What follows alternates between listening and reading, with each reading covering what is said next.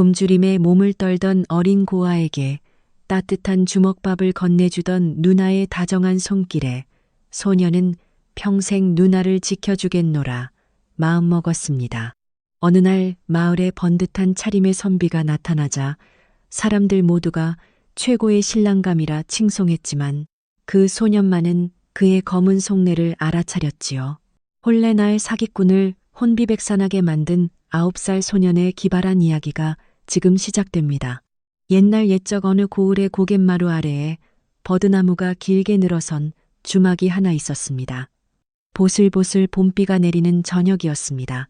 길을 가다 갑작스러운 비를 만난 나그네들이 하나둘 주막으로 몸을 피하던 그런 밤이었지요. 버드나무 주막은 그 덕분에 그날따라 유독 사람들로 북적이며 왁자지껄했습니다. 구수한 국밥 냄새가 빗줄기를 뚫고 사방으로 퍼졌고 주막 안에서는 손님들의 웃음소리가 끊이지 않았습니다. 바로 그 주막 처마 밑에 젖은 머리카락을 이마에 찰싹 붙인 채 코를 벌름거리는 꼬마 하나가 서 있었습니다. 아이의 이름은 민호로 올해 9살이었는데 부모를 잃고 세상을 홀로 떠도는 고아였습니다. 민호는 하루 종일 굶주린 탓인지 국밥 냄새에 이끌려 어느새 발길이 이곳으로 향한 것이었습니다. 허참, 냄새 한번 기가 막히는구나. 저 모락모락 김이 나는 국밥 한 그릇만 먹을 수 있다면 정말 소원이 없겠네. 아니지 국밥은커녕 찬밥 한 덩이라도 좋으니 입에 무엇이라도 좀 넣어봤으면 좋겠다. 민호는 작은 주먹을 들어 조심스레 문을 탁탁 두드렸습니다. 저기요, 안에 계십니까? 제가 하루 종일 굶어서 그런데 찬밥이라도 좋으니 밥 한 술만 얻어먹을 수 있을까요? 문이 벌컥 열렸습니다. 소매를 걷어붙인 조씨 부인이 행주를 손에 쥔 채 민호를 위아래로 훑어보았습니다. 또 거지냐, 하루에도 몇 명씩이나 찾아오니 원어서 썩 물러가거라. 쾅 소리를 내며 문이 닫혔습니다.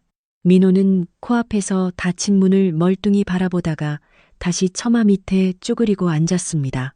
배에서 꾸르륵 소리가 나자 민호가 자신의 배를 손으로 다독였습니다.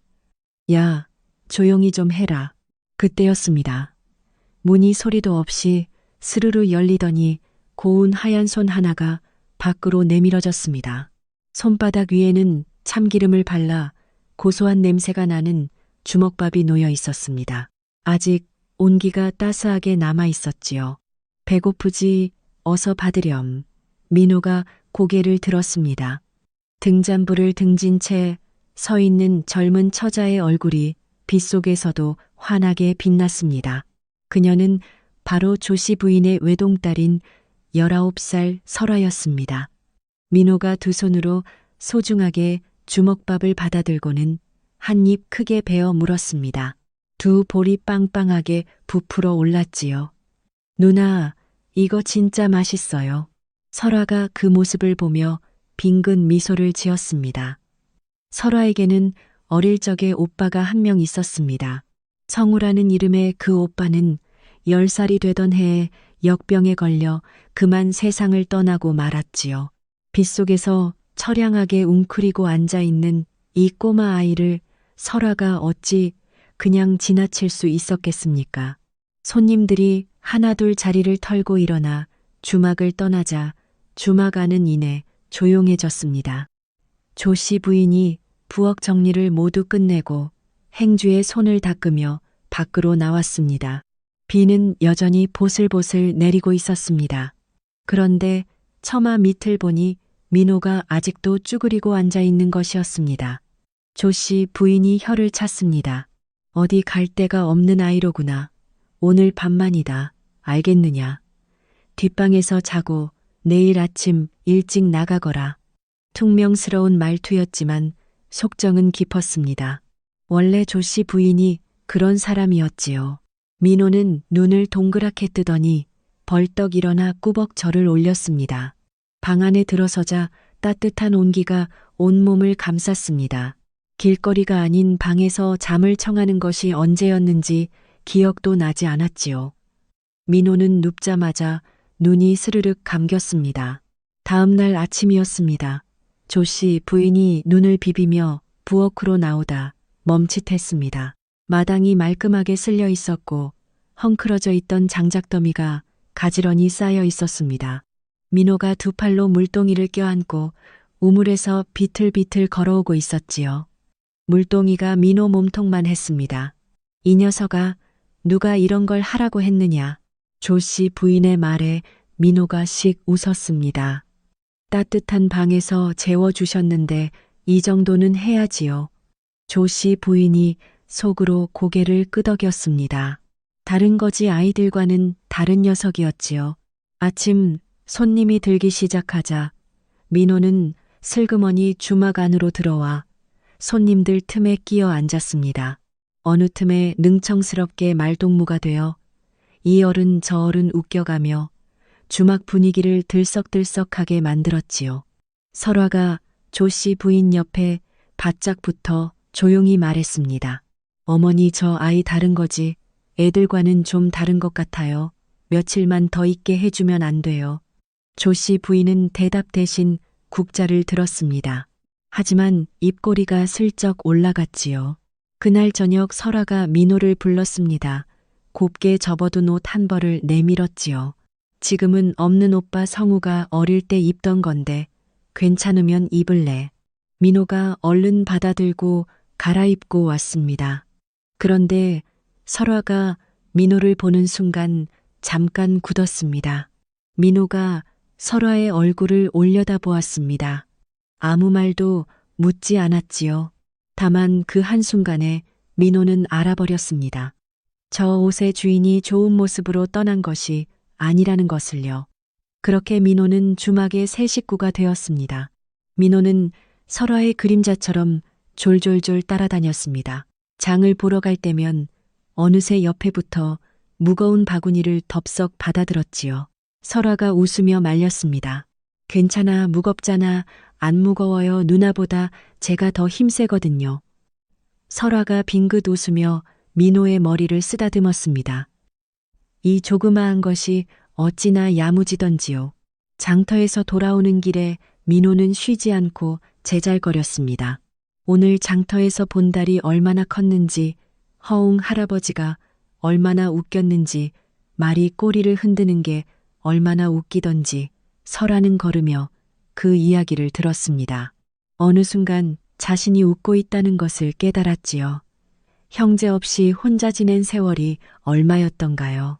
이 작고 수다스러운 아이 하나가 옆에 있다는 것만으로도 적막했던 일상이 생기로 채워지고 있었습니다. 곁에 수다스러운 민호가 있으니 설화의 발걸음은 절로 가벼워졌습니다. 밤이 깊으면 두 사람은 나란히 쳇마루에 앉아 밤하늘의 별을 보곤 했습니다. 민호가 고사리 같은 손가락으로 별을 가리키며 저건 무엇인지 저건 또 이름이 무엇인지 쉴 새 없이 물으면 설화는 제가 아는 대로 차근차근 답해 주었습니다. 그러던 어느 날 민호가 고개를 갸우뚱하며 물었습니다. 누나, 저 별 이름은 제가 지어도 될까요? 그래, 네 마음대로 지으려무나. 그럼 저건 오늘부터 민호 별이에요. 설화는 그 말에 그만 소리 내어 웃음을 터뜨렸습니다. 참으로 오랜만에 스스로 내뱉는 웃음소리였습니다. 그 모습을 부엌 문틈으로 가만히 내다보던 조씨 부인은 소리 없이 몸을 돌렸습니다.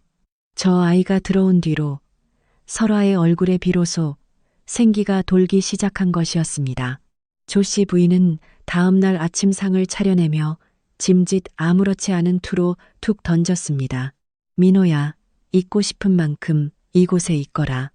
민호는 숟가락을 든 채 눈을 동그랗게 떴고 설화는 국그릇 뒤로 슬며시 미소를 감추었습니다. 민호가 주막 식구가 된 지 며칠이 지난 어느 날의 일이었습니다. 점심 손님이 한창 몰려들어 눈코 뜰 새 없이 바쁠 때였습니다. 구석 자리에 앉아있던 마씨 사내가 국밥 그릇을 탁 소리나게 내려놓으며 설화를 거칠게 불렀습니다. 미간을 잔뜩 찌푸린 험악한 인상이었습니다. 이복에 이 국밥이 싱거워서 도저히 먹을 수가 없군. 도대체 간을 어떻게 맞춘 게야. 조씨 부인의 국밥은 남원 마을에서도 이름난 별미였습니다. 먼 곳에서도 일부러 찾아오는 이가 있을 정도였으니 말입니다. 설화가 난처한 기색으로 입을 때려던 찰나 어디선가 민호가 쏙 끼어들었습니다. 조그마한 녀석이 산의 맞은편에 앉은 허웅을 향해 두 눈을 반짝이며 물었습니다. 어르신 국밥 맛이 어떠세요? 싱거워서 못 드시겠나요?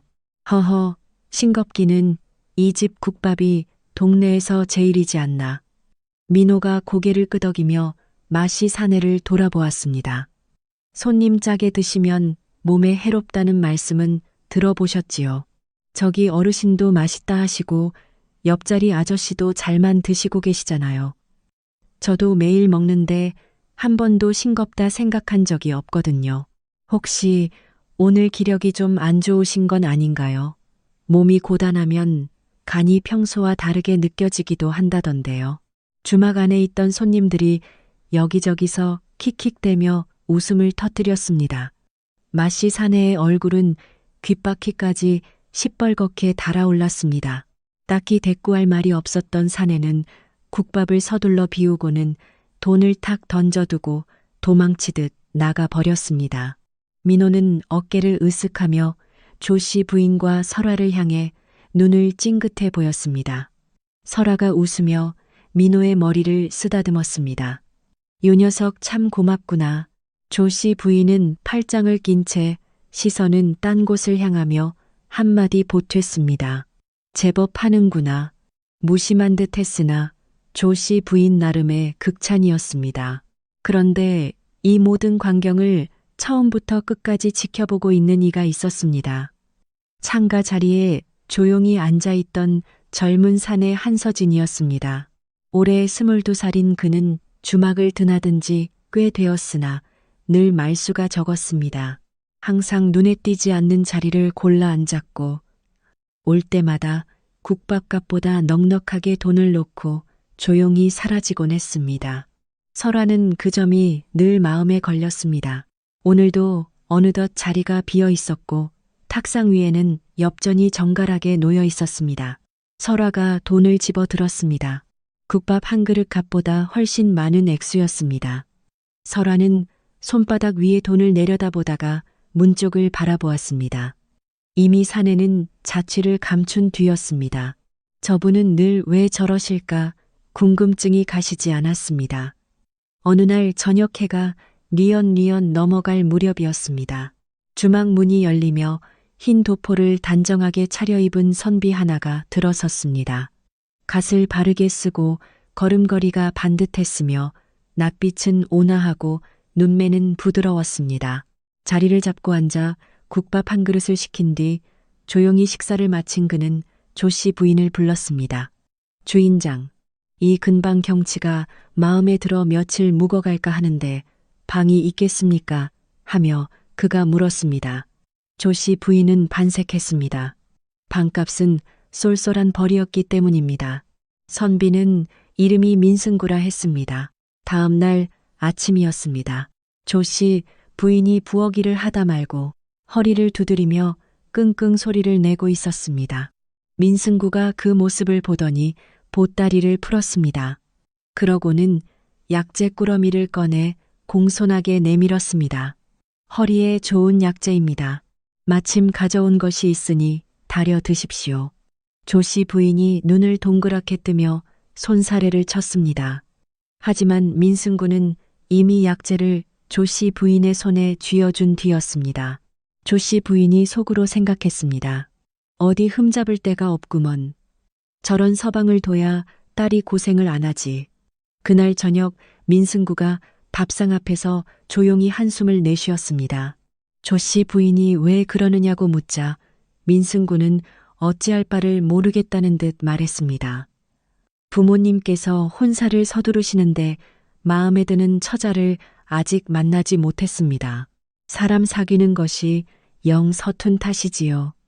조씨 부인의 귀가 쫑긋했습니다. 혼기가 찬 설화가 눈에 밟히지 않을 수가 없었습니다. 슬쩍 민승구를 뜯어보았습니다. 인물도 반듯하고 말씨도 점잖은 데다 약재까지 챙겨주는 다정함까지 있으니 정말 흠잡을 데가 없었습니다. 설화도 마찬가지였습니다. 어머니에게 깍듯하고 손님들에게 친절한 민승구를 보며 참 좋은 선비라고 생각했습니다. 딱 한 사람만 빼고 말입니다. 민호는 밥상 한쪽에 앉아 민승구를 눈꼬리로 훑었습니다. 딱히 이유를 댈 수는 없었지만 뭔가 마음에 걸렸기 때문입니다. 말도 너무 고르고 표정도 너무 온화했습니다. 민호가 험한 세상을 살아오며 터득한 것이 하나 있었으니 세상에 아무 이유 없이 친절한 사람은 없다는 사실이었습니다. 그날 밤 민호가 뒷간을 다녀오다 민승구의 방 앞을 지나쳤습니다. 방 안에서 낮게 웃는 소리가 새어나왔습니다. 그리고 이어서 들린 말 한마디는 이번엔 실패 없다였습니다. 민호가 그 자리에 딱 멈추었습니다. 등줄기를 타고 오싹한 기운이 쭉 흘러내렸습니다. 다음 날 오후였습니다. 주막 앞 흙길에서 마을 아이들이 뛰어놀고 있었습니다. 그중 하나인 아이 우진이 발이 걸려 길바닥에 크게 나뒹굴었습니다. 무릎에서 피가 배어 나왔고 우진은 엉엉 울음을 터뜨렸습니다. 마침 그 앞을 지나던 민승구가 걸음을 멈추었습니다. 흰 도포가 흙투성이가 될 것이 뻔한 상황임에도 민승구는 인상 한 번 쓰지 않고 우진을 번쩍 업어 올렸습니다.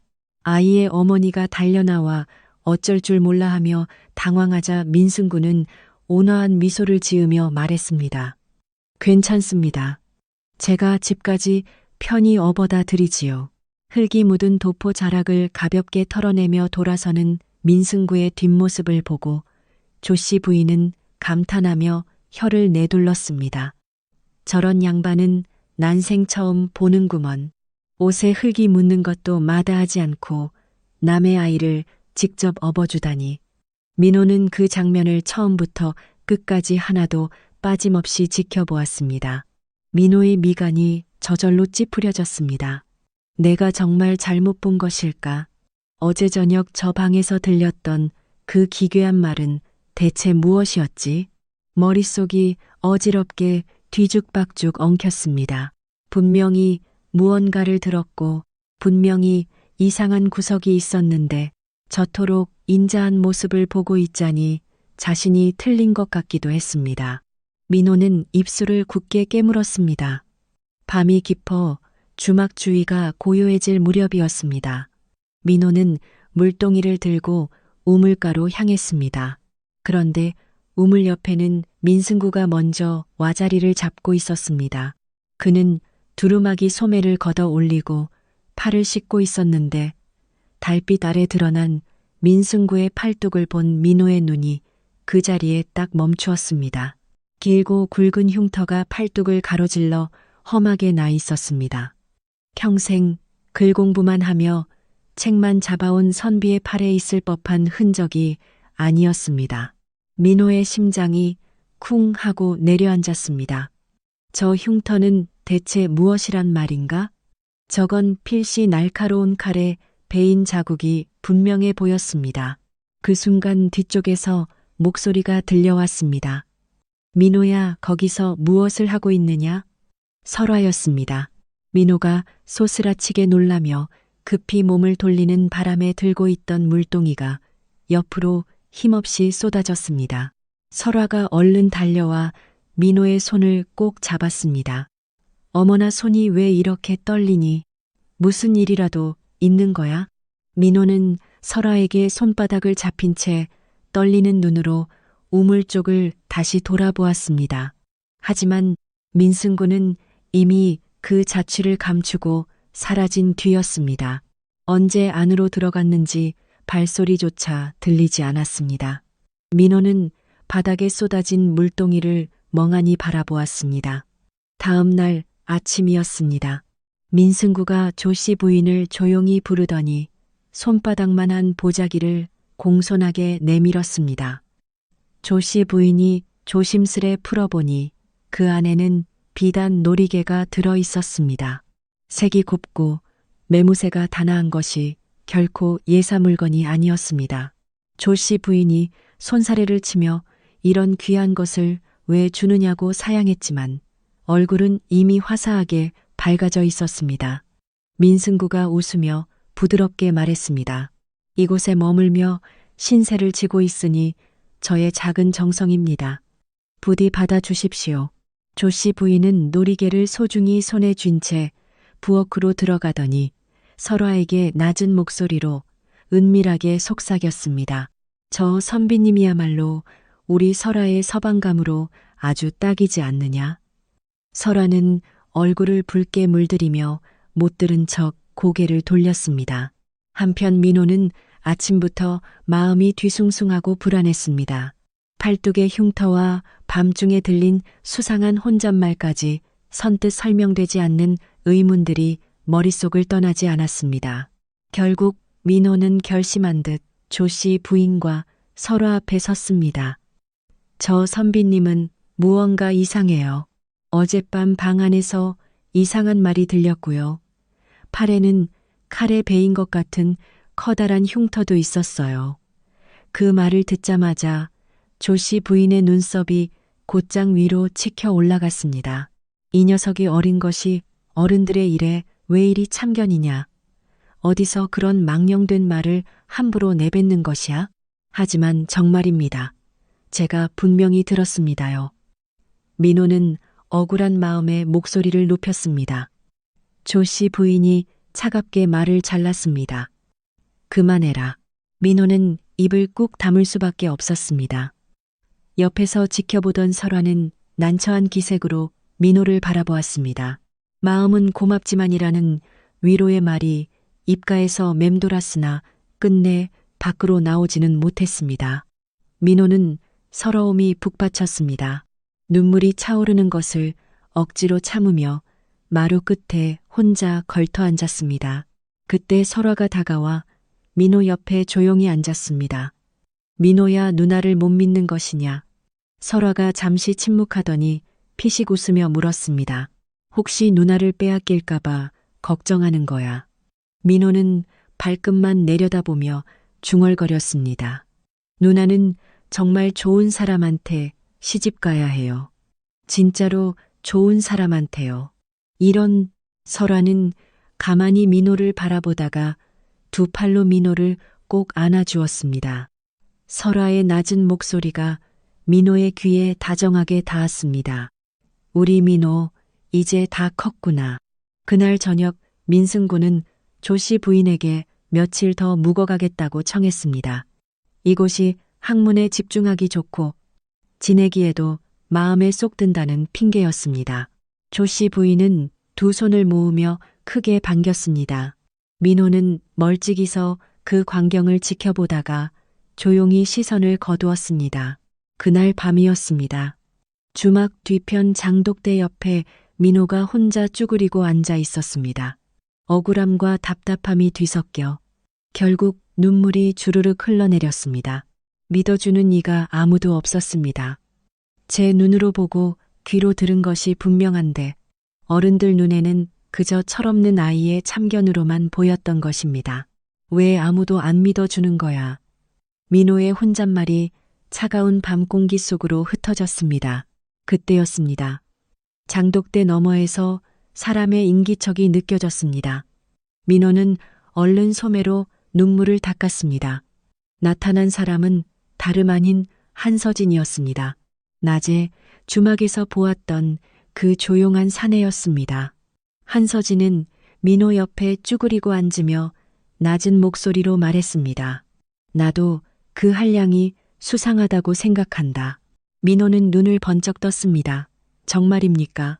낮에 네가 한 말을 나도 다 들었다. 네 말이 맞다. 민호는 주먹을 불끈 쥐었습니다. 세상에 단 한 사람이라도 자신을 믿어주는 사람이 있다는 사실이 이렇게 큰 힘이 될 줄 몰랐습니다. 한서진이 말을 이었습니다. 내가 민승구에 대해 좀 더 알아볼 테니 너는 주막 안에서 잘 살펴보아라. 같이 움직이는 편이 낫겠다. 민호는 두 눈을 반짝이며 고개를 세차게 끄덕였습니다. 그렇게 두 사람의 비밀스러운 동맹이 시작되었습니다. 잠시 침묵이 흐르는 사이 민호가 슬쩍 한서진을 올려다보았습니다. 그런데 선비님은 왜 항상 밥값보다 돈을 더 많이 놓고 가십니까? 한서진이 헛기침을 했습니다. 그건 그냥 누나 좋아하시죠? 민호의 물음에 한서진의 귀가 붉게 달아올랐습니다. 어둠 속이라 보이지 않는 것이 다행이었습니다. 한참 뒤에야 한서진이 낮게 덧붙였습니다. 잠이나 자거라. 민호는 입꼬리를 슬쩍 올렸습니다. 대답하지 않는 것이 곧 긍정이었습니다. 민호는 속으로 생각했습니다. 그래, 이분이 설아 누나를 좋아한다면 분명 누나의 편일 거야. 누나를 지킬 사람이 하나 더 생겼어. 초저녁이었습니다. 민호가 잠자리에 들기 전 뒷간을 다녀오다 멈칫했습니다. 대문 쪽에서 수상한 인기척이 느껴졌기 때문입니다. 살그머니 고개를 내밀어 보니 민승구가 주위를 두리번거리며 대문을 빠져나가고 있었습니다. 민호는 재빨리 그의 뒤를 밟았습니다. 달빛 아래 비친 민승구의 뒷모습이 고갯길을 성큼성큼 올라가고 있었습니다. 민호가 뒤를 쫓으려는 찰나 어둠 속에서 손 하나가 불쑥 나타나 민호의 입을 틀어막았습니다. 비를 대 입을 틀어막아 민호가 두 눈을 부릅뜨며 발버둥을 치려던 순간 귀가에 낮은 목소리가 들려왔습니다. 나다. 나 조용히 해라. 한서진이었습니다. 그는 민호에게 알려줄 정보가 있어 주막을 찾아왔다가 마침 민승구가 몰래 빠져나가는 것을 보고 뒤를 밟던 참이었습니다. 민호가 후유하고 안도의 숨을 내쉬었습니다. 한서진이 손을 떼며 눈짓으로 민승구의 뒷모습을 가리켰습니다. 두 사람은 말없이 그를 추적하기 시작했습니다. 민승구는 마을 어기 외진 곳에 위치한 폐가로 들어갔습니다. 민호와 한서진은 살금살금 담을 돌아 창문 틈에 바짝 몸을 붙였습니다. 폐가 안에는 허씨일당이 모여 앉아 있었습니다. 등잔불 하나가 그들의 얼굴을 아래에서부터 기괴하게 비추고 있었습니다. 민승구가 자리를 잡으며 낮게 읊조렸습니다. 딱 문서만 손에 넣으면 바로 처분하고 떠날 것이다. 혼례 당일 문서에 도장을 찍게 하면 모든 게 끝이야. 그러자 사내 하나가 낄낄거리며 맞장구를 쳤습니다. 이번 처자는 제법 예쁘장하던데 재미도 보고 돈도 챙기니 일석이조가 아닌가. 폐가 안에 비열한 웃음소리가 퍼져나갔습니다. 민호의 손이 부들부들 떨려왔습니다. 주먹을 꽉 쥐는 순간 한서진이 재빨리 민호의 어깨를 잡아 진정시켰습니다. 바로 그때 민승구가 고개를 번쩍 들었습니다. 누구냐? 민호와 한서진은 동시에 숨을 멈추었습니다. 심장 소리가 밖으로 들릴 것만 같았습니다. 두 사람은 담벼락에 등을 딱 붙이고 꼼짝도 하지 않았습니다. 한참이 흐른 뒤에야 민승구가 다시 고개를 내렸습니다. 아슬아슬하게 위기를 넘긴 것이었습니다. 주막으로 돌아온 민호는 가슴이 두근거려 좀처럼 잠을 이룰 수가 없었습니다. 다음 날 아침이었습니다. 부엌 쪽에서 허둥대는 소란이 일어났습니다. 조씨 부인이었습니다. 주방 뒷정리를 하다가 그만 가루가 든 바가지를 뒤집어 쓴 모양이었습니다. 얼굴이며 옷이며 하얗게 뒤집어 쓴 조씨 부인은 머리에 꽂았던 은비녀를 얼른 빼서 부엌 선반 위에 올려두었습니다. 그러고는 허둥지둥 밖으로 뛰쳐나와 우물가에서 머리와 옷을 털며 한바탕 난리를 쳤습니다. 그렇게 한동안 우물가에서 몸을 씻고 들어와 보니 선반 위에 두었던 은비녀가 보이지 않았습니다. 젓가락으로 대충 머리를 매만진 조씨 부인이 눈에 불을 켜고 비녀를 찾기 시작했습니다. 돌아가신 시어머니께 물려받은 유품이었으니 그럴만도 했습니다. 이 소란을 멀찍이서 지켜보는 눈이 하나 있었습니다. 바로 민승구였습니다.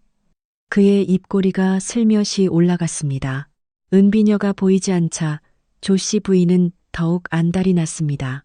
부엌 선반부터 시작해 방 안과 마루 밑 그리고 장독대 옆까지 온 집안을 샅샅이 뒤졌습니다.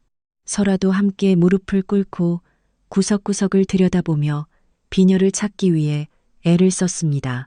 민호도 지지 않고 뒤뜰까지 샅샅이 헤집고 다녔습니다. 하지만 은비녀는 그 어디에서도 나오지 않았지요. 조씨 부인의 얼굴은 갈수록 험악하게 굳어갔습니다. 그때 민승구가 조심스럽게 다가와 낮은 목소리로 입을 열었습니다. 혹시 민호가 장난삼아 가져간 것은 아닐는지요. 어린아이라 예쁜 물건이 신기해서 탐이 났을 수도 있지 않겠습니까? 설아가 얼른 나서며 가로막았습니다. 어머니 민호는 절대로 그럴 아이가 아니에요. 닥치지 못할까. 조씨 부인이 설아의 말을 자르고 민호의 방으로 성큼성큼 걸어갔습니다. 민호가 다급하게 뒤따라가며 외쳤지요. 정말 제가 아니에요. 진짜로 안 가져갔단 말이에요. 조씨 부인은 민호의 보찜을 낚아채더니 방바닥에 그대로 쏟아버렸습니다. 낡은 옷가지와 작은 나무 조각들 같은 민호의 살림살이가 사방으로 흩어졌지요. 그런데 그 사이에서 은비녀 하나가 대굴대굴 굴러나왔습니다. 공기는 순식간에 차갑게 얼어붙었습니다. 조씨 부인의 안색은 새하얗게 질려버렸고 설아는 믿기지 않는다는 듯 두 손으로 입을 틀어막았습니다. 설아, 누나, 저 정말 안 했어요. 누군가 몰래 넣어둔 거예요. 저 진짜로 안 그랬단 말이에요. 민호가 목이 터져라 소리쳤습니다. 굵은 눈물방울이 뺨을 타고 주르륵 흘러내렸지요. 문가에 서 있던 민승구는 참으로 안타깝다는 표정을 지어 보였습니다. 그 표정이 어찌나 그럴듯했는지 모릅니다. 조씨 부인은 배신감과 분노로 온몸을 파르르 떨며 말했습니다. 내가 너를 믿었다. 내 진심으로 너를 믿고 거두어 주었거늘 감히 내 물건에 손을 대느냐. 당장 이 집에서 나가거라. 다시는 이 문턱을 넘을 생각도 하지 마라. 설아가 민호 앞을 가로막으며 간곡히 애원했지만 아무런 소용이 없었습니다. 조씨 부인의 거친 손길이 설아를 옆으로 밀쳐냈지요. 민호는 흩어진 보찜을 가슴에 끌어안고 제발 믿어달라며 울며 매달렸습니다. 조씨 부인은 당장 나가지 않으면 가만두지 않겠다며 빗자루를 들고 민호에게로 성큼성큼 다가갔습니다. 결국 민호는 떠밀리듯 주막문을 나설 수밖에 없었습니다. 뒤에서 설아가 울음을 터뜨리며 민호의 이름을 불렀습니다.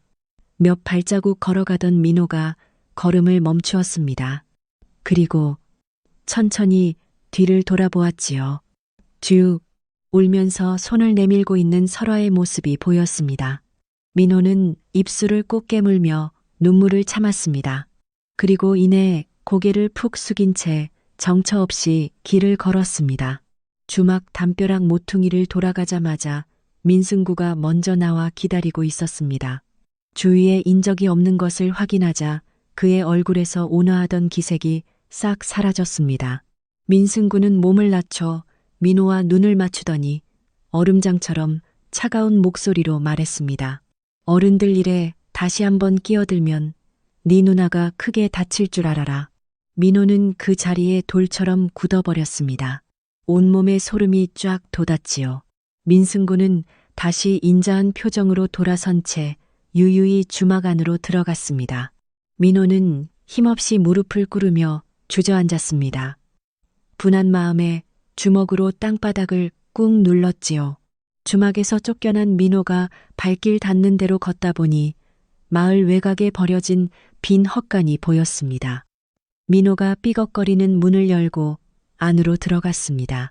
퀴퀴한 집단 냄새가 코를 찔렀습니다. 민호는 구석진 자리에 보찜을 베고 몸을 웅크렸습니다. 틈새로 스며드는 밤바람이 시리도록 차가웠습니다. 억울하고 분했습니다. 하지만 그 무엇보다 무서웠습니다. 민승구의 그 섬뜩하고 차가운 눈빛이 자꾸만 떠올랐기 때문입니다. 누나가 다칠 것이라는 그 협박이 귓가에서 도저히 떠나질 않았습니다. 눈물이 주르륵 흘러내렸습니다. 민호는 두 무릎 사이에 얼굴을 파묻었습니다. 아버지 길남의 얼굴이 떠올랐습니다. 돌아가신 아버지는 늘 인자한 미소를 짓고 계셨지요. 민호는 소매 끝으로 눈물을 닦아냈습니다.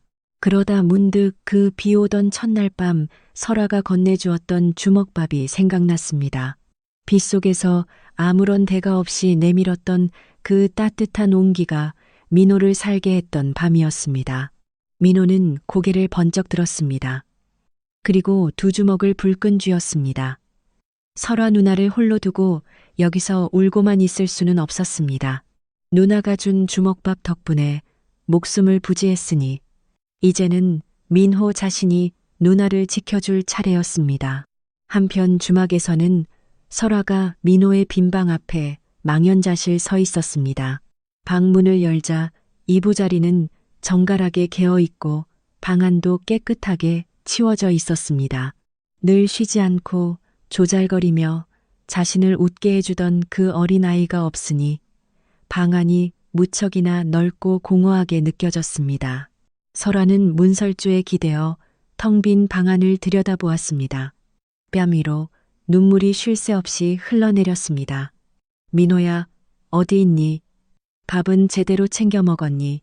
설아는 아무도 없는 방을 향해 나지막이 속삭였습니다. 미안하다는 말이 목구멍 끝까지 차올랐습니다. 설아는 아랫입술을 지그시 깨물며 고개를 떨구었습니다. 부엌에서는 조씨 부인이 설거지를 하고 있었습니다. 그릇을 닦던 조씨 부인의 손길이 멈추었다가 다시 움직이기를 반복했습니다. 그러다 결국 일손을 놓고 한숨을 내쉬었습니다. 조씨 부인은 끝내 아무 말도 꺼내지 않았으나 그날 밤 식사를 거르는 모습으로 마음의 짐을 대신했습니다. 설아는 그런 조씨 부인의 뒷모습을 묵묵히 지켜보았습니다. 다음 날 아침 해가 막 떠오를 무렵이었습니다. 낡은 헛간문이 삐걱거리며 열리더니 한서진이 나타났습니다. 한서진은 구석에 있는 민호를 발견하자마자 성큼성큼 다가와 아이의 상태를 살폈습니다. 밤새도록 민호를 찾아 헤맨 탓에 한서진의 온매무새는 엉망으로 흐트러져 있었습니다. 한참을 찾아다녔다. 너 괜찮으냐? 민호는 보따리를 품에 꼭 안은 채 고개를 끄덕였습니다. 괜찮습니다. 누나를 지켜야 하는데 여기서 이렇게 손 놓고 있을 수만은 없습니다. 한서진은 잠시 민호를 가만히 응시했습니다. 9살 어린아이의 입에서 나왔다고는 믿기 힘든 굳건한 결의가 느껴졌습니다. 한서진은 민호 옆에 자리를 잡고 앉아 낮은 목소리로 말했습니다. 잘 듣거라. 어젯밤 내가 알아낸 사실이 있다. 한서진은 그동안의 정황을 설명하기 시작했습니다. 며칠 전부터 민승구의 행동에서 수상한 낌새를 느낀 한서진은 몰래 이웃 고을에 사람을 보내 그의 정체를 수소문했던 것입니다. 그리고 마침내 놀라운 사실이 밝혀졌습니다. 민승구는 선비가 아니었습니다. 그는 이미 다른 고을에서도 혼인을 구실 삼아 땅 문서를 가로채려다 혼례 직전에 정체가 탈로나 도망친 전력이 있는 사기꾼이었습니다. 당시 그에게 큰 피해를 입을 뻔했던 채빈이라는 여인이 아직 그 고을에 살고 있다는 사실도 확인했습니다. 그 말을 듣자 민호의 눈이 번쩍 뜨였습니다. 그 채빈이라는 분을 이곳으로 모셔오면 되겠군요. 민승구가 사기꾼이라는 사실을 직접 증언해 주실 수 있을 테니까요. 한서진은 고개를 끄덕이며 답했습니다. 하지만 그 고을은 여기서 성인 걸음으로 꼬박 하루를 걸어가야 하는 먼 거리다. 그러자 민호가 자리에서 벌떡 일어났습니다. 제가 가겠습니다. 한서진이 눈을 크게 떴습니다. 혼자 가겠다고? 선비님은 여기 남아서 설아 누나 곁을 지켜야 하잖아요. 저는 어차피 주막에 들어갈 수도 없는걸요. 민호가 보따리를 고쳐매며 단호하게 말했습니다. 한서진은 말문이 막혔습니다. 고작 9살 난 아이가 하루치기를 홀로 걷겠다는데 차마 말릴 수가 없었습니다. 아이의 눈빛이 너무나도 단단했기 때문입니다. 한서진은 품 안에서 엽전 몇 줌을 꺼내 민호의 손에 쥐어주었습니다. 민호가 손을 내저으며 거절했습니다. 괜찮아요. 받아두거라. 밥은 든든히 먹어야 길을 걷지 않겠느냐. 민호가 잠시 머뭇거리더니 엽전을 받아 쥐었습니다. 한서진은 채빈이 사는 마을의 위치를 하나하나 상세히 일러 주었습니다. 민호는 고개를 끄덕이며 그 길을 머릿속에 외웠습니다. 그리고 길을 나서며 한마디를 덧붙였습니다. 엽전 선비님, 우리 누나 잘 지켜주셔야 해요. 한서진은 대답 대신 무겁게 고개를 끄덕였습니다. 터벅터벅 걸어가는 민호의 작은 뒷모습을 바라보며 한서진은 주먹을 꽉 쥐었습니다. 민호는 한서진이 일러준 대로 고갯길을 넘고 시냇물을 건너며 소나무 숲을 지났습니다. 그곳은 어른 걸음으로도 꼬박 하루가 걸리는 먼 길이었지요. 처음 2시간 동안은 씩씩했습니다. 민호는 콧노래를 흥얼거리며 성큼성큼 발을 내디뎠습니다. 그러나 해가 중천에 떠오를 무렵 발바닥이 화끈거리며 달아오르기 시작했습니다. 얼마 지나지 않아 뒤꿈치에는 쓰라린 물집이 잡혔습니다. 배도 몹시 고팠지요. 민호는 한서진에게 받은 엽전으로 길가 주막에서 국밥 한 그릇을 주문했습니다. 김이 모락모락 피어오르는 국밥이 상위에 놓이는 순간 민호의 손이 멈추었습니다. 조씨 부인이 끓여주던 국밥이 생각났습니다. 그리고 설아 누나의 얼굴이 눈앞에 아른거렸습니다. 눈물이 핑 돌았지만 민호는 얼른 소매로 눈가를 훔치며 중얼거렸습니다. 누나 조금만 기다려요. 해가 뉘엿뉘엿 넘어갈 무렵 마침내 마을이 보이기 시작했습니다. 하루미 다신다리 민호는 마을 어귀에서 지나가는 안악을 붙잡고 물었습니다. 한서진이 일러준 이름을 대며 채빈의 집을 수소문했습니다. 안악이 손가락으로 가리킨 방향을 향해 민호는 종종 걸음으로 달려갔습니다. 나지막한 초가집 앞에서 민호는 거친 숨을 고르고 조심스럽게 문을 두드렸습니다. 잠시 후 문이 열리며 20살 남짓된 처자가 고개를 내밀었습니다. 누구냐? 저기 혹시 민승구라는 선비를 아십니까? 채빈의 얼굴이 순식간에 굳어버렸습니다. 눈빛이 크게 흔들렸지요. 민호는 멈추지 않고 말을 이었습니다. 지금 그 사람한테 우리 누나가 속고 있어요. 저는 누나를 지키려고 여기까지 혼자 왔습니다. 제발 도와주세요. 채빈은 민호를 한참 동안 내려다보았습니다. 먼지를 잔뜩 뒤집어 쓴 채 지쳐있는 조그만 아이의 얼굴을 보더니 안으로 들어오라고 손짓했습니다. 그녀는 아이에게 따뜻한 밥 한 그릇을 내어주었습니다. 민호가 두 볼이 빵빵해지도록 밥을 먹는 동안 채빈은 아무 말 없이 앉아 있었습니다. 손을 무릎 위에 모은 채 창밖을 허망하게 바라볼 뿐이었지요. 과거의 그 일을 다시 꺼내는 것은 결코 쉬운 일이 아니었습니다. 떠올리는 것조차 끔찍한 기억이었으니까요. 한참의 시간이 흐른 뒤에야 채빈이 천천히 입을 열었습니다. 오늘은 여기서 머물고 내일 날이 밝는 대로 길을 떠나자꾸나. 그 가채픈 몸으로 무리했다가는 도중에 쓰러지고 말 것이다. 채빈의 말에 민호는 얌전히 고개를 끄덕였습니다. 사실은 다리에 힘이 풀려 한 걸음도 떼기 힘든 지경이었기 때문입니다. 이튿날 새벽 동이 트기도 전에 두 사람은 길을 나섰습니다. 한참을 걷던 민호가 채빈을 올려다보며 물었습니다. 저 지금 꼭 영웅 같지 않나요? 채빈이 그 소리에 피식 웃음을 터뜨렸습니다. 하루 내내 굳어있던 안색이 처음으로 부드럽게 풀리는 찰나였습니다. 그래, 네가 영웅이다. 우리 영웅님은 발이 아프지는 않으냐. 민호가 어깨를 으쓱하며 하나도 안 아프다고 호언장담했지만 슬쩍 발을 절며 걷는 모습은 감출 수 없었습니다. 그 모습에 채빈이 소리내어 웃었습니다. 두 사람은 나란히 고갯길을 넘으며 설아가 있는 주막을 향해 발걸음을 옮겼습니다. 민호와 채빈이 마을 어귀의 커다란 느티나무 아래에 도착했을 때 한서진이 먼저 나와 그들을 기다리고 있었습니다. 그 곁에는 조씨 부인과 설아도 함께 서 있었습니다. 사실 한서진은 민호가 떠난 이튿날 새벽에 조씨 부인과 설아를 조용히 불러 귀띔을 해두었습니다. 민승구가 과거에 저지른 악행과 민호가 채빈을 데리러 간 사정을 낱낱이 밝힌 것입니다. 조씨 부인은 그 자리에서 할 말을 잃었고 설아는 솟구치는 눈물을 참으려 입술을 꾹 깨물었습니다. 한서진은 민승구가 눈치채지 못하도록 주의를 주며 민호가 돌아오면 주막 안이 아닌 마을 밖 느티나무 아래에서 만나자고 약속했습니다. 조씨 부인은 굳은 얼굴로 고개를 끄덕였습니다. 한서진이 채빈을 향해 정중히 고개를 숙여 예를 표했습니다. 먼 길 오느라 고생 많으셨습니다. 한서진의 인사에 채빈이 고개를 끄덕였습니다. 그녀의 눈빛은 결연했습니다.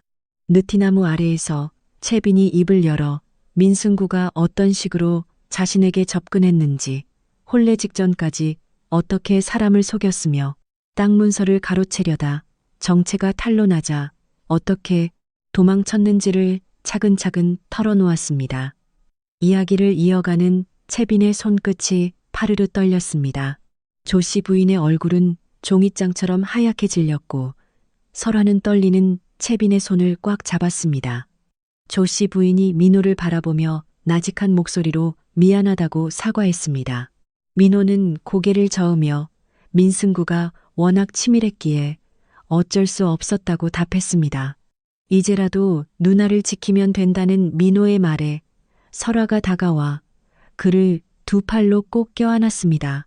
고맙다 민호야. 민호는 설아의 품에 안긴 채 누나가 가장 소중하기 때문이라며 웃어 보였습니다. 한서진이 헛기침을 하며 분위기를 다잡았습니다. 자, 이제 작전을 짜야 합니다. 제 계획을 한번 들어보시겠습니까? 모두의 시선이 한서진에게 집중되었습니다. 조씨 부인과 설아 그리고 민호와 채빈까지 모두 조용히 고개를 끄덕였습니다. 혼례 당일 신부 자리에 낭자께서 앉아주십시오.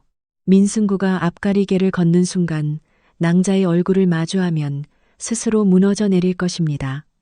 채빈이 잠시 생각에 잠기더니 고개를 끄덕였습니다. 그리하겠습니다. 그자가 제 얼굴을 보는 순간 어떤 표정을 지을지 제 눈으로 직접 확인하고 싶습니다. 작전이 세워지자 조씨 부인은 남원 마을 사람들을 한 명씩 찾아가기 시작했습니다. 조씨 부인은 그동안 주막에서 정을 나누며 지내던 남원 마을 사람들을 일일이 찾아갔습니다. 자초지종을 전해 들은 사람들의 낯빛이 순식간에 굳어졌습니다. 한 사내가 무릎을 탁 치며 말했습니다. 어쩐지 행동거지가 수상쩍다 싶었습니다. 말은 청산유수인데 눈매가 영 매서운 것이 마음에 걸렸거든요. 다른 사내도 주먹을 꽉 쥐며 분통을 터뜨렸습니다. 우리 마을 처자에게 그런 흉악한 마음을 품고 접근했다니 절대로 그냥 둘 수 없습니다. 목소리가 점점 커졌습니다. 특히 민호를 도둑으로 몰아 내쫓은 것이 모두 민승구의 짓이었다는 사실에 사람들의 분노는 더욱 거세졌습니다. 여기저기서 사람들이 나서며 말했습니다. 조씨 부인 걱정하지 마십시오. 우리가 힘을 보태겠습니다. 민호는 그 광경을 지켜보며 가슴 한 구석이 뜨거워지는 것을 느꼈습니다. 세상에 악한 사람만 있는 것은 아니었습니다. 주막으로 돌아온 조씨 부인과 설아는 아무 일도 없었다는 듯 평소처럼 민승구를 대했습니다. 이튿날 아침 조씨 부인이 민승구를 불러 마주 앉았습니다. 선비님, 사실 설아합의 없이 제가 딸아이 하나만 바라보고 살다 보니 혼사를 어떻게 치러야 할지 막막했습니다. 그런데 선비님께서 혼처를 구하신다 하니 우리 설아는 어떻겠습니까? 민승구는 잠시 깜짝 놀란 채 하더니 이내 정중하게 고개를 숙였습니다. 저에게는 과분한 말씀입니다. 제가 오히려 감사할 따름이지요. 민승구는 속으로 쾌재를 불렀습니다. 제 발로 덫에 걸어 들어왔다고 생각한 것이지요. 주막은 금세 혼례 준비로 떠들썩해졌습니다. 마을 안악들이 부지런히 드나들며 음식을 장만하고 마당에는 차이를 치고 꽃으로 장식을 마쳤습니다. 민승구는 그 모든 준비 과정을 만족스러운 눈빛으로 훑어보았습니다. 방으로 들어간 그는 창밖을 내다보며 나지막이 읊조렸습니다. 며칠만 더 참으면 모든 것이 내 차지가 된다. 한편 설아는 민승구 앞에서 겉으로는 웃음을 지어 보였지만 속은 가시방석에 앉은 듯 괴로웠습니다.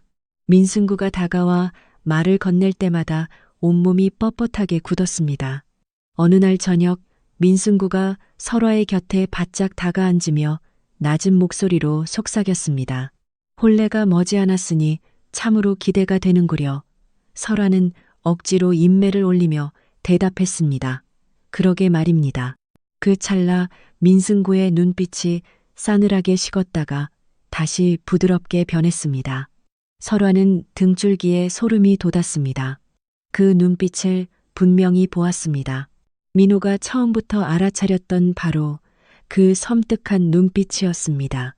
설아는 그날 밤 홀로 방에 앉아 자신의 손끝을 내려다보았습니다. 손이 미세하게 떨리고 있었습니다. 민호가 몹시 보고 싶었습니다. 저 조그만 아이가 이 모든 사실을 혼자 알아채고 감당했을 것을 생각하니 눈물이 차올랐습니다. 민호야, 얼른 끝내자. 누나도 무서워. 한편 민호는 한서진이 마련해준 마을 어귀의 빈집에 머물며 혼례 날만을 손꼽아 기다렸습니다. 채빈과 함께 밤마다 계획을 거듭 확인하며 빈틈이 없는지 살폈습니다. 혼례를 사흘 앞둔 밤 민호는 밤하늘을 올려다보며 두 손을 간절히 모았습니다. 아버지 설아 누나를 꼭 지켜낼게요. 마침내 혼례날 아침이 밝았습니다. 며칠 전부터 정성껏 준비한 주막마당은 단장을 마치고 손님들을 맞이할 채비를 끝냈습니다. 남원 마을 사람들이 하나둘씩 모여들기 시작했습니다. 겉보기에는 혼례를 축하하러 온 하객들이었으나 그들의 마음속에는 저마다 분노의 주먹이 단단히 쥐어져 있었습니다. 한편 한서진은 전날 밤 아버지인 권현감을 찾아가 민승구가 저질러 온 악행의 전말을 낱낱이 고발했습니다. 권현감은 엄중한 표정으로 눈썹을 치켜 올리더니 혼례가 끝나는 즉시 신방 앞에서 대기하도록 한성부 포졸들에게 명을 내렸습니다. 민승구가 화려한 혼례복을 차려입고 마당에 나타났습니다. 그의 얼굴은 그 어느 때보다 자신만만하고 환했습니다.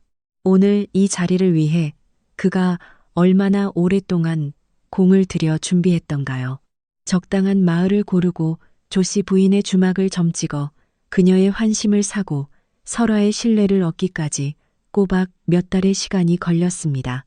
그 모든 치밀한 계산이 바로 오늘 이 순간을 위한 것이었습니다. 민승구는 속으로 쾌재를 불렀습니다. 드디어 이 모든 재산이 내 손안에 들어오는구나. 앞가리개를 쓴 신부가 정숙한 자태로 제자리에 서 있었습니다. 민승구는 신부의 맞은편에 자리를 잡고 섰습니다. 엄숙한 분위기 속에서 혼례가 시작되었습니다. 서로 절을 올리는 교배례를 거쳐 술잔을 나누는 합글레가 이어지는 동안 민승구의 마음은 이미 땅 문서에 가 닿아 있었습니다. 겉으로는 점잖고 반듯한 선비의 예를 갖추면서도 속으로는 연신 터져 나오려는 웃음을 참느라 애를 먹었습니다. 조금만 더 참자. 이제 정말 머지않았다.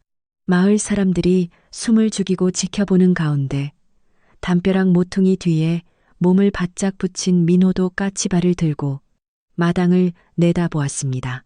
터질 듯한 심장 소리가 귓가에 생생히 들릴 정도였습니다. 한서진은 민호의 옆에 서서 팔짱을 낀 채 눈 한 번 깜빡이지 않고 민승구를 쏘아보았습니다. 혼례 절차가 모두 끝나자 민승구는 흡족한 표정으로 조씨 부인에게 고개를 숙여 예를 표했습니다. 조 씨 부인은 억지로 입꼬리를 올리며 미소를 지어 보였습니다. 신부가 자리에서 일어나 사뿐거리는 걸음으로 신방 안으로 들어갔습니다. 민승구는 그 뒷모습을 탐욕스럽게 바라보며 나지막이 중얼거렸습니다. 이제 문서만 손에 넣으면 끝이다. 신방 문 앞에 선 민승구가 잠시 발걸음을 멈추었습니다. 문고리를 잡은 그의 손에 천천히 힘이 들어갔습니다. 문고리를 잡은 그의 손에 비열한 미소가 그의 입가에 스르륵 번졌습니다. 오랫동안 준비한 사기극이 마침내 완성되는 순간이었습니다. 마당에 모인 사람들의 시선이 일제히 그 문으로 쏠렸고 민호는 숨을 꼭 참은 채 눈을 크게 떴습니다. 한서진의 손에도 절로 주먹이 쥐어졌습니다. 민승구가 문을 열고 신방 안으로 들어갔습니다. 신방 문이 닫혔습니다. 마당에 모인 하객들은 모두 숨을 죽였습니다. 민호는 심장이 목구멍까지 차오르는 것 같은 긴장감을 느꼈습니다. 방 안에서 민승구는 승리감에 취해 천천히 신부에게 다가갔습니다. 단정하게 앉은 신부의 어깨가 미세하게 떨리고 있었습니다. 민승구는 입꼬리를 올리며 손을 뻗었습니다. 신부의 얼굴을 가리고 있던 앞가리개를 천천히 걷어 올렸습니다. 그 순간 민승구의 손이 허공에서 딱딱하게 굳어버렸습니다. 눈앞에 나타난 것은 너무나도 낯익은 얼굴이었습니다. 그곳에 앉아있는 사람은 설화가 아니었습니다. 민승구의 얼굴에서 핏기가 순식간에 가셨고 다리가 후들거리기 시작했습니다. 채빈이 굳은 표정으로 민승구를 똑바로 올려다보며 말했습니다. 참으로 오랜만이구려. 민승구의 입술이 경련하듯 덜덜 떨렸습니다. 네가 어찌하여 여기에 있는 것이냐. 채빈이 서늘한 목소리로 대꾸했습니다. 당신이 저지른 이 추악한 짓을 똑똑히 보러 왔소. 민승구는 뒤걸음질을 치다 벽에 등을 세게 부딪혔습니다. 그의 눈동자가 좌우로 거칠게 흔들렸지요. 이내 정신을 가다듬은 민승구가 문을 향해 달려갔습니다. 그렇다 길언데 문고리를 낚아채듯 잡아 열었을 때였습니다. 마당에는 이미 수많은 사람들이 그를 기다리고 있었습니다. 한성부 포졸들이 양옆으로 길게 늘어서 있었고 그 한가운데에 조씨 부인과 설화가 나란히 서 있었습니다. 한서진은 팔짱을 낀 채 서늘한 눈빛으로 민승구를 내려다 보았지요. 그리고 그들 앞에 민호가 당당히 서 있었습니다. 조그마한 민호는 민승구를 똑바로 올려다보며 말했습니다. 우리 누나는 절대로 건드릴 수 없다고 내가 말했지 않습니까? 민승구의 얼굴이 순식간에 험악하게 일그러졌습니다. 분노의 차이를 갈며 민호에게 달려들려 했지만 그 순간 한성부 포졸 둘이 민승구의 양팔을 억세게 낚아챘습니다. 민승구는 온몸을 비틀며 발버둥을 쳤습니다. 이것은 함정이다. 당장 놓지 못하겠느냐. 억울한 누명이다. 저 발칙한 아이가 꾸민 짓이다라며 고함을 질러댔지요. 그 광경을 지켜보던 남원 마을 사람들 사이에서 비웃음이 터져 나왔습니다. 조씨 부인이 팔짱을 끼고 냉소적으로 한마디 던졌지요. 그렇게 억울하거든 관가에 가서 자초지종을 고하시게. 포졸들이 민승구를 질질 끌고 가기 시작했습니다. 민승구는 끌려가면서도 끝까지 악을 썼지만 그 모습이 워낙 볼품없고 비루하여 마을 사람들은 칙칙 혀를 차며 고개를 저었습니다. 마당에 남은 이들 사이에 잠시 정적이 흘렀습니다. 그러다 누군가 박수를 치기 시작했고 박수 소리는 이내 마당 가득 울려 퍼졌습니다. 설화는 민호에게 달려와 그를 두 팔로 꼭 껴안았습니다. 민호의 귀에 설화의 떨리는 음성이 들려왔습니다. 고맙다 민호야. 정말 고마워. 민호는 설화의 품에 안긴 채 눈을 질끈 감았습니다. 뜨거운 눈물이 차올랐지만 애써 참아냈지요. 영웅은 쉽게 눈물을 보이면 안 된다고 생각했기 때문입니다. 하지만 결국 맑은 눈물 한 방울이 뺨을 타고 흘러내리고 말았습니다. 시간이 흘러 관가마당에 민승구가 포박된 채 무릎을 꿇고 앉아 있었습니다. 권현감이 높은 자리에서 그를 엄하게 내려다보고 있었고 그 곁에는 한서진이 반듯한 자세로 서 있었지요. 민승구의 죄를 입증할 증거물들이 하나둘 앞에 놓였습니다. 폐가에서 찾아낸 작물 보따리와 여러 고을 처자들의 이름이 적힌 수첩, 그리고 위조된 문서와 도구들이 차례로 펼쳐졌습니다. 다른 고을에서 넘어온 수배 문서까지 더해졌지요. 마지막으로 채빈이 앞으로 나섰습니다. 그녀는 또렷하고 흔들림 없는 목소리로 모든 사실을 증언했습니다. 권현감의 안색이 갈수록 어둡게 굳어갔습니다. 수첩을 집어들고 내용을 살피던 그는 탁자를 손바닥으로 내리치며 호통을 쳤습니다. 내 놈이 도대체 몇 고을을 돌아다니며 이토록 사악한 짓을 저질렀단 말이냐. 민승구는 그럼에도 고개를 빳빳하게 쳐들고 대답했습니다. 억울하옵니다. 저 여인이 저를 모함하는 것이옵니다. 소인은 그저 진심으로 혼례를 올리려 했을 뿐이옵니다. 그때 민호가 앞으로 걸어 나왔습니다. 한성부 포졸이 앞을 막으려 했으나 한서진이 눈짓으로 그를 제지했지요. 민호는 권현감 앞에 무릎을 꿇고 고했습니다. 현감 사또님, 저 사람의 손을 보아주십시오. 권현감이 눈썹을 치켜 세웠습니다. 민호가 말을 이었습니다. 글공부만 한선비의 손이 저렇게 거칠 리 없습니다. 팔에는 칼에 베인 흉터도 선명합니다. 그리고 무엇보다 소인이 직접 보고 들은 사실이 있사옵니다. 저 사람이 한밤중에 폐가에서 허씨 일당과 모여 땅 문서를 처분하고 바로 뜨겠다고 했사옵니다. 한선비님도 함께 들으셨사옵니다. 한서진이 앞으로 나서며 고개를 숙였습니다. 소인도 직접 들었사옵니다. 민승구의 얼굴이 흑빛으로 변했습니다. 손이 부들부들 떨렸지요. 증거는 이미 산더미였고 증인은 둘이었으며 위조된 문서까지 있었습니다. 더 버틸 수가 없었지요. 민승구가 고개를 푹 숙이며 이를 갈았습니다. 이런 어린 것한테 내가 당하다니.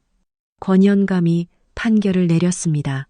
곤장 열대에 이 고을에서 영구 추방이다. 그리고 저자의 인상착의를 인근 고을에 다 배포하여 2번 다시 처자를 울리는 일이 없도록 하라. 마당에 모여있던 남원마을 사람들이 환호했습니다.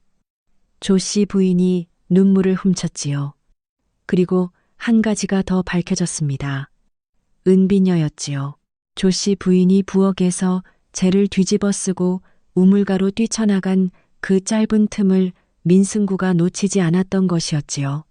민호를 주막에서 내쫓기 위해 치밀하게 꾸민 짓이었습니다. 조씨 부인이 한동안 아무 말도 하지 못했습니다. 그러다 민호를 바라보며 낮게 말했지요. 이 비녀보다 네가 더 귀하다. 민호가 코를 훌쩍이며 고개를 끄덕였습니다. 관아에서 돌아오는 길이었습니다. 마을 사람들은 저마다 흩어지고 조씨 부인과 설화, 민호, 한서진 네 사람이 나란히 걸었지요. 저녁 햇살이 길게 늘어지며 고갯길을 물들이고 있었습니다. 주막에 들어서자 조씨 부인이 민호를 불러 앉혔습니다. 밥상을 차려 민호 앞에 놓더니 퉁명스러운 목소리로 말했지요. 먹어라. 속을 제대로 못 채웠을 것 아니냐? 그러고는 돌아서서 부엌으로 들어가 버렸습니다. 그런데 부엌 문 너머로 코를 훌쩍이는 소리가 들렸지요. 민호가 밥숟가락을 들다 멈추었습니다. 설화와 눈이 마주쳤습니다. 설화가 살며시 웃었지요. 조씨 부인이 다시 나왔을 때는 눈이 부어 있었습니다. 조씨 부인이 민호 맞은편에 앉으며 말했지요. 앞으로 너를 내 친자식처럼 대하겠다. 이 주막이 내 집이다. 민호가 숟가락을 내려놓았습니다. 눈물이 차오르는 것을 꾹 참으며 물었지요. 저 여기 계속 있어도 돼요? 못 있을 이유가 어디 있느냐. 민호가 환호성을 지르며 조씨 부인에게 덥석 안겼습니다. 설아가 그런 민호의 어깨를 토닥이며 말했습니다. 너는 내 친동생이야. 오늘부터 영원히. 한참 뒤 한서진이 헛기침을 하며 자리에서 일어났습니다. 그런데 돌아서려다 멈추었지요. 한서진이 설아를 향해 걸어왔습니다. 그리고 처음으로 반듯하게 허리를 숙이며 말했습니다. 설아 낭자, 드릴 말씀이 있습니다. 설아가 고개를 갸우뚱했습니다. 조씨 부인도 멈추었지요. 저는 이 고을권 현감의 아들 한서진입니다. 방안이 조용해졌습니다. 설아의 눈이 커졌지요. 한서진이 말을 이었습니다. 그동안 신분을 숨기고 드나들어 죄송했습니다. 하지만 낭자에 대한 마음만은 한치도 거짓이 없었습니다. 한서진이 잠시 숨을 고르더니 다시 입을 열었지요. 제가 10살 때까지 이 고을에 살았습니다. 그때 성우 형님과 절친한 친구였지요. 성우 형님이 세상을 떠난 뒤에도 이 주막이 내내 마음에 걸려 멀리서나마 지켜보았습니다. 아버지를 따라 고을을 떠난 뒤 10년이라는 세월이 흘러 다시 돌아왔을 때 아름답게 자란 낭자를 보고 진심으로 마음에 품게 되었습니다. 설아의 눈시울이 붉어졌습니다. 그리운 오라버니의 이름이 나오자 가늘게 떨리는 입술을 깨물었지요. 한서진이 고개를 들며 진지한 목소리로 말을 이었습니다. 밥값보다 훨씬 많은 돈을 두고 간 것도 어떻게든 낭자를 돕고 싶었기 때문입니다. 신분이 무엇이 중요하겠습니까? 저는 오직 설아 낭자의 맑은 심성만을 연모합니다. 설아가 수줍게 고개를 숙인 채 말이 없었습니다. 옆에서 지켜보던 조씨 부인이 팔짱을 끼고 한서진을 머리부터 발끝까지 찬찬히 훑어보았습니다. 한참 동안 침묵을 지키던 조씨 부인이 비로소 입을 열었습니다. 권현감댁 도련님이라면 우리 설아 신랑감으로 너무 과분한 것 아니냐며 껄껄 웃었습니다. 민호가 눈을 반짝이며 한서진을 바라보았습니다. 한서진의 귓가가 발갛게 달아올랐지요. 민호가 씩 웃으며 곁에서 중얼거렸습니다. 제 말이 그 말이에요. 밥값보다 돈을 훨씬 더 많이 놓고 가실 때부터 알아봤다니까요. 만물이 소생하는 포근한 봄날의 기운이 가득했습니다. 주막 마당에는 벚꽃잎이 눈송이처럼 흩날리고 있었지요. 남원 마을 사람들이 하나둘씩 주막으로 모여들었습니다. 지난번과는 분위기가 사뭇 달랐습니다. 이번에야말로 꾸며낸 것이 아닌 진정한 혼례의 장이었습니다. 바로 설아와 한서진의 백년가약이었습니다. 조씨 부인은 혼례 준비를 하며 그 어느 때보다 부지런히 발걸음을 옮겼습니다. 조씨 부인은 입으로는 연신 투덜거렸습니다. 아이고, 이 늙은 것이 권현감 댁과 사돈을 맺게 생겼으니 이를 어쩌면 좋단 말이냐. 하지만 얼굴에는 숨길 수 없는 화색이 돌았습니다. 깊게 펜주름 사이마다 기쁨 어린 웃음이 넘쳐 흘렀지요. 모여든 남원 마을 사람들 사이에 낯익은 얼굴이 하나 보였습니다. 이웃 고을에서 먼 길을 마다치 않고 달려온 채빈이었습니다. 설아가 채빈을 발견하고는 달려가 두 손을 꼭 잡았습니다. 먼 길까지 와주셔서 참으로 고맙습니다. 채빈 낭자가 아니었다면 오늘의 이 혼례도 결코 있을 수 없었을 것입니다. 채빈이 빙그레 미소 지으며 대답했습니다. 모두 이 영리한 민호 덕분입니다. 저 또한 민호 덕분에 가슴속에 맺혀있던 묵은 한을 풀 수 있었지요. 채빈이 대견하다는 듯 민호의 머리를 부드럽게 쓰다듬었습니다. 민호는 어깨를 으쓱하며 밝게 웃어 보였습니다. 고운 혼례복을 차려입은 설아가 단아한 자태로 마당에 나섰습니다. 바야흐로 혼례가 막 시작되려는 찰나였습니다. 바로 그때였습니다. 민호가 사람들 사이를 헤집고 불쑥 앞으로 나섰습니다. 갑작스러운 행동에 조씨 부인이 눈을 동그랗게 떴습니다. 남원 마을 사람들 사이에서도 술렁임이 일었지요. 민호는 품속에서 조심스러운 손길로 무언가를 꺼냈습니다. 정성스럽게 싸맨 보자기 안에서 눈부신 비단 꽃신 한 켤레가 모습을 드러냈습니다.